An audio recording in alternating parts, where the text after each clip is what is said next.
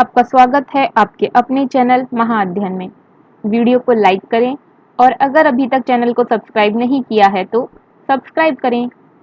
आज हम करने जा रहे हैं हमारी वर्कशीट नंबर 73 जो कि है 8वीं तक की कक्षाओं के लिए, 6ठी से 8वीं तक की कक्षाओं के लिए। और आज की हमारी तारीख है 28 सितंबर। आज हम समय से संबंधित हमारी वर्कशीट को करते हुए आगे बढ़ेंगे।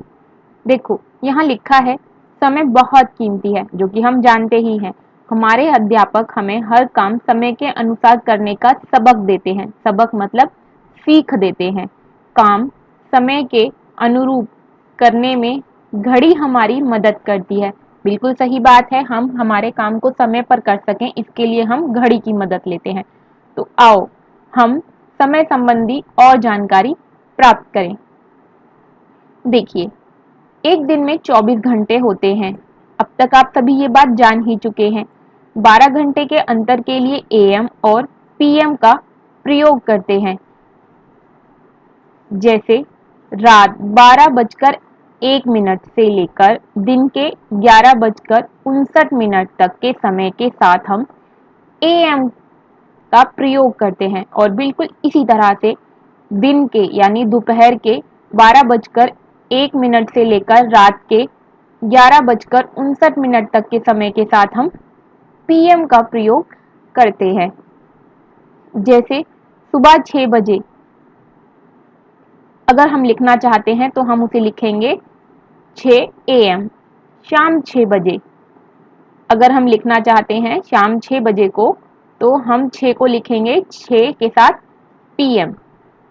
यहाँ पर एक और ज़रूरी जानकारी हमें दी गई है जिसे हम एक बार दोहरा लेते हैं और आप में से बहुत सारे बच्चों को, ज़्यादातर बच्चों को ये पता ही होगा। 1 घंटे में कितने मिनट होते हैं? 60। और 1 मिनट में कितने सेकंड होते हैं? तो वो भी 60। हमने इस बॉक्स से क्या सीखा? हमने सीखा कि हमारा एक दिन 24 घंटे का होता है, जिसे हम 2 भागों में बांटते हैं और दोनों भाग 12-12 घंटे के हैं।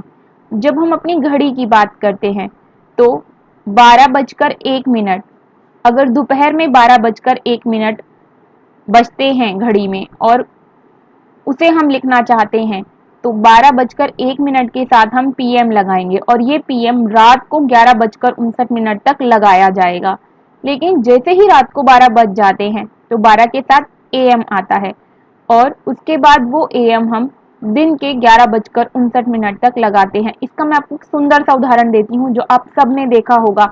हमारे घरों में मोबाइल फ़ोन्स हैं और हमारे मोबाइल फ़ोन में जब हम टाइम देखते हैं तो ज़्यादातर हम अपने टाइम को इसी तरह से व्यवस्थित करते हैं जिसमें एएम और पीएम आते हैं। एक और बताती हूँ आपको इसका सुंदर सा उदाहरण जो आपने देखा होगा, वो है डिजिटल घड़ी। आपने डिजिटल घड़ी में देखा होगा जो हाथ में कई बार बहुत सारे बच्चे पहनते हैं, उसमें बिल्कुल इसी तरह से समय लिखा होता है जिस तरह से यहाँ पर लिखा हुआ है एएम और पीएम में। चलिए आगे बढ़ते हैं। यहाँ पर हमारा अगला बॉक्स हमसे क्या कह रहा है? यहाँ पर हमें समय दिया गया है और उसे हमें लिखकर बताना है कि वो एएम है या पीएम है। तो सुबह को 4 बजे, जब सुबह सुबह के 4 बजे होते हैं उस वक्त अंधेरा होता है, लेकिन हम उसके साथ एएम शब्द लगाते हैं। अब यहाँ पर लिखा है सुबह के 9 बजे, तो सुबह के 9 बजे को हम कैसे लिखेंगे? तो हम सुबह के 9 बजे को लिखेंगे 9 एएम। 9 के साथ एएम लगाएंगे और शाम को 7 बजे के साथ क्या लगाएंगे? तो शाम को 7 बजे के साथ हम लगाएंगे पीएम। चलिए आगे बढ़ते हैं। नीचे कुछ काम लिखे हैं, आप ये काम किस समय करते हैं नीचे दी गई घड़ी में दर्शाइए।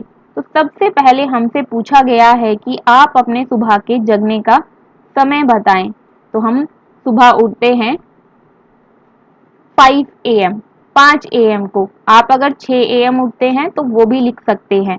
आगे बढ़ते हैं। खेलने का समय, हमारे खेलने का समय क्या है? तो हमारे खेलने का समय, हम अपने समय सारणी को जब बांटते हैं तो अक्सर शाम को हम खेलते हैं जब धूप हल्की होती है, तो हमारे खेलने का समय है 4 पीएम। आगे बढ़ते हैं।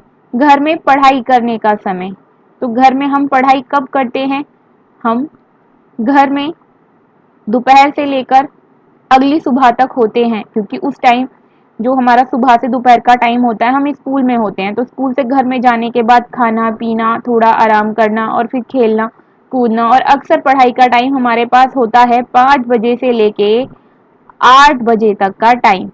अक्सर हमारे पास पढ़ने के लिए ये टाइम होता ही है। तो घर में पढ़ाई करने का समय क्या है हमारा? 5 PM। आप अपने सुविधा के अनुसार और अपने टाइम टेबल के अनुसार इस समय को बदलकर भी लिख सकते हैं। आगे बढ़ते हैं, परिवार के साथ वक्त बिताने का समय। तो हम अपने घर में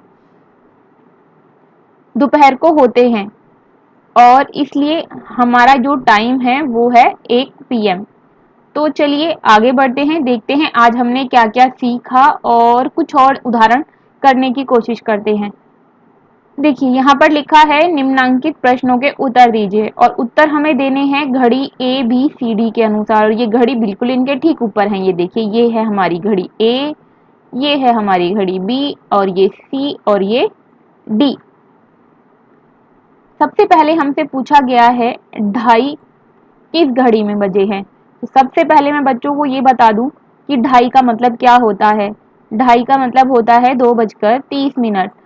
और इसी तरह का एक और शब्द होता है जिसे हम कहते हैं डेढ़। डेढ़ का मतलब होता है 1:30। तो हमसे पूछा क्या गया है? हमसे पूछा गया है कि ढाई किस में बजे हैं। तो ढाई किस में बजे हैं हम देखते हैं। तो ढाई हमारे ये बजे हैं, यानी कि डी में। अब हमें बताना है कि बी में कितने बजे हैं। अब हमें बी का जवाब देना है। तो बी घड़ी में आते हैं और यहाँ हम देखते हैं दोनों सुइयां 12 पर हैं। इसका मतलब हमारी घड़ी में 12 बजे हैं। अब आगे बढ़ते हैं, हमसे पूछा गया है कि किस घड़ी में 12 बजने में 2 घंटे 45 मिनट बाकी हैं।